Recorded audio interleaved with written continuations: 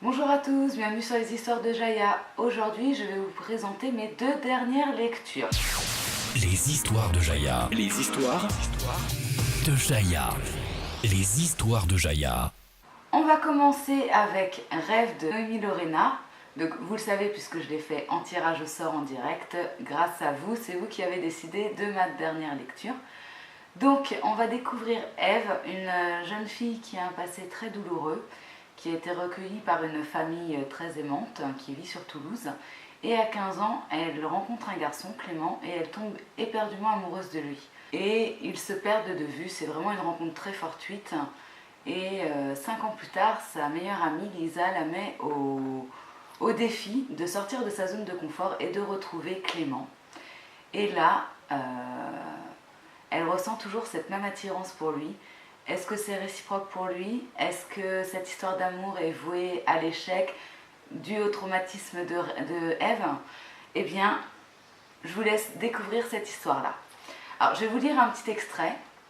Il faut savoir qu'on est dans la tête de Clément et d'Ève. Donc là, c'est un extrait dans la tête de Clément. Je crois que je suis tombée amoureux d'elle pour la seconde fois de ma vie. La première fois, c'était d'une nana plutôt timide. Malgré tout, je ressentais une forme de révolte en elle. Elle était belle comme un cœur et avait l'air fragile comme de la porcelaine.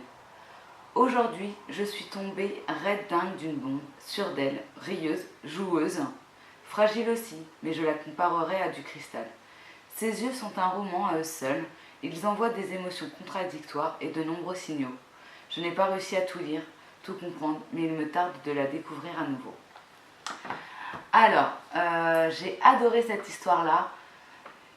Clément est vraiment un personnage masculin comme on les aime, attachant, marrant. Voilà, j'ai vraiment apprécié Clément.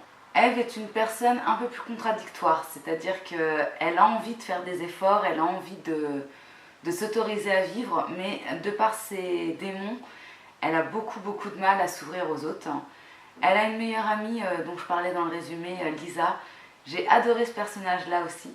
Elle montre les dents dès que quelqu'un s'approche d'Ève. Et avec Clément, c'est vraiment chien et chat. Franchement, ils sont toujours en train de se prendre la tête tous les deux. C'était vraiment très marrant de voir cette entente entre les deux, entre la meilleure amie d'Ève et donc le copain d'Ève. Tous deux veulent prendre soin d'elle, mais bon, ils n'ont pas la même manière de le faire. Donc du coup, voilà, une histoire agréable.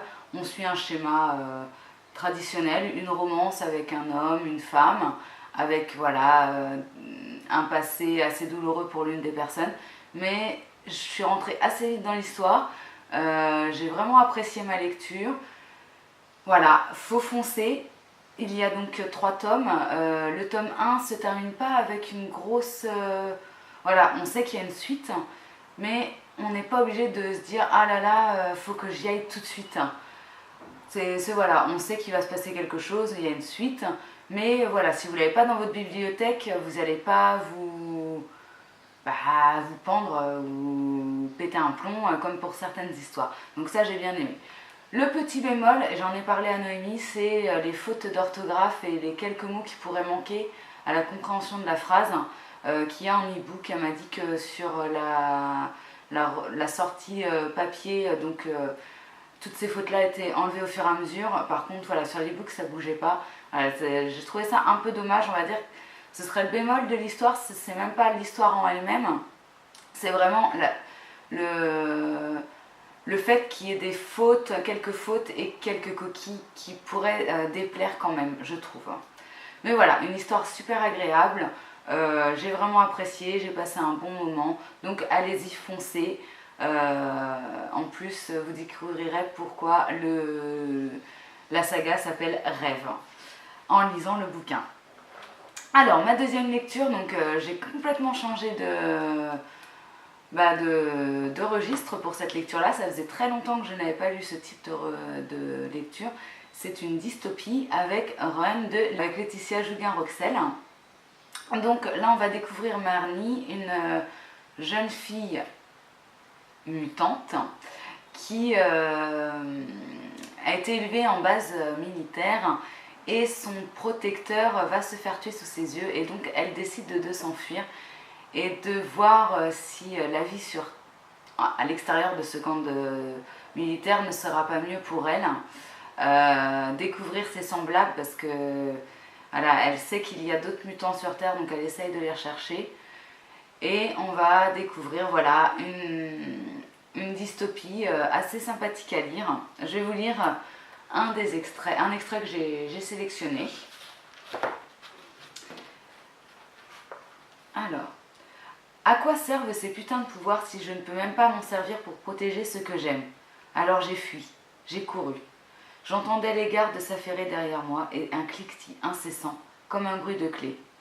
Mes pouvoirs sont liés à mes émotions, et celle-ci était en plein Capharnaüm. Je n'avais plus de repères pour m'aider à les contenir. Je ne comprenais plus rien. Ma peine et ma colère étaient telles que les portes étaient projetées contre les murs environnants où n'importe qui se trouvait sur mon passage. Les poignets se tordaient, tout équipement électronique ou électrique à proximité de moi explosait. Je n'écoutais ni les cris que j'entendais, ni les ordres que l'on me donnait. Plus rien n'existait, hormis le trou béant qui se formait à la place de mon cœur. Marnie, l'animal, avait mal. Elle criait toute sa rage. C'est là que j'ai compris pourquoi il me gardait enfermée. Je peux semer la mort sur mon passage. Je suis un instrument de guerre, l'arme ultime qu'il vaut mieux avoir dans son camp. Mais je ne suis pas encore aseptisée comme leur laboratoire. Alors, du coup, c'est le bouquin que je fais gagner. Vous voyez, il est là. Donc, je le fais gagner, mais j'avais envie de le lire quand même avant de le faire gagner. Surtout que dans ma bibliothèque, j'ai acheté le 2. Celui-là, je ne le fais pas gagner. Et je suis désolée à la personne qui lira ce livre-là et qui le gagnera. Parce que, ouais, on a envie de savoir par contre très vite la suite. Alors du coup, l'histoire n'est pas très longue. Je vais vous dire exactement combien de pages elle fait. Elle fait 179 pages, vous voyez, pratiquement 180 pages. Ça passe super vite. Peut-être que j'aurais aimé un petit peu plus de détails pour certains points. Parce que justement, comme c'est écrit comme c'est un petit roman, ça va super vite. Ça faisait longtemps, comme je disais, que j'avais pas lu de dystopie. Ma dernière doit remonter à Divergente, que j'avais adoré en livre, je précise bien en livre. En film, j'ai bien aimé aussi, mais pour 4, pour Theo James, vraiment pour ça.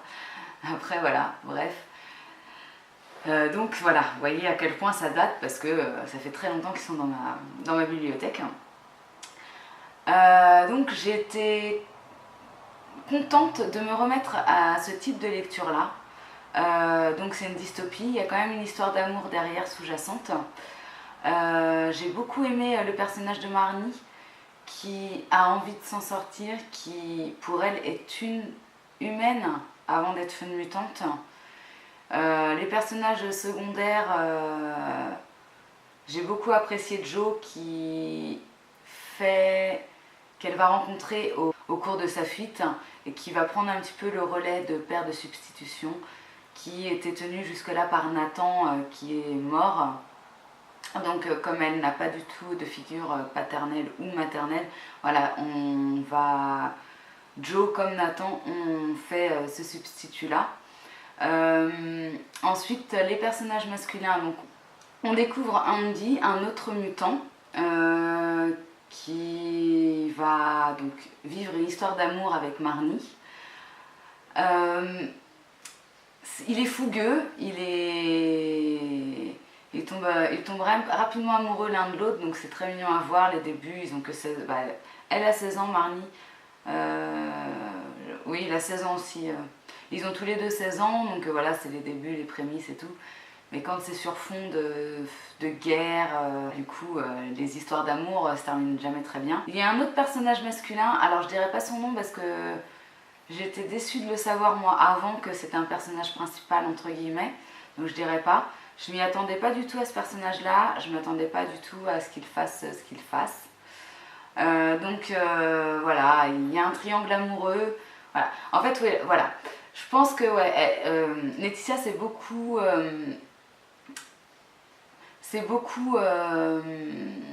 inspiré de Hunger Games. Pour moi, il y a beaucoup de Hunger Games là-dedans. Pas du tout le même sujet, parce qu'avec des mutants, c'est pas du tout des mutants. Mais voilà, il y a le triangle amoureux, il y a un élément de l'histoire d'Hunger Games qui est repris avec un des personnages. Donc je vous dirai pas qui, pas quoi, voilà, faudra le découvrir. Et par contre, voilà, oui, je suis d'accord avec tous ceux qui te maudissent, Laetitia. On veut savoir ce qu'il va se passer après. Donc ça va, j'ai le numéro 2 derrière. Mais je me dis mince, parce qu'après il y a le numéro 3 qui sort, mais on ne sait pas encore quand. Donc j'ai peur de commencer le 2 en me disant mince, après je ne pourrai pas lire le 3e. Donc voilà, j'ai eu 2 bonnes lectures, 2 auteurs 100% françaises. Donc Rêve de Noémie Lorena, Run de Laetitia Joguin-Roxel. D'ailleurs, je vous mettrai en barre d'infos ma dernière vidéo, il me semble que ça doit être l'une de mes dernières, où Laetitia parle bien mieux que moi de son livre parce que c'est son petit bébé, donc elle vous parlera bien mieux de ce résumé-là. Et moi je vous dis, lisez, lisez, lisez. Bisous les amis. Aussi, parce que moi j'étais team Pita. Donc j'étais hyper contente avec que Katniss se retrouve avec Pita à la fin. J'aurais peut-être pas dû dire ça. Je sais pas si vous l'avez vu ou pas.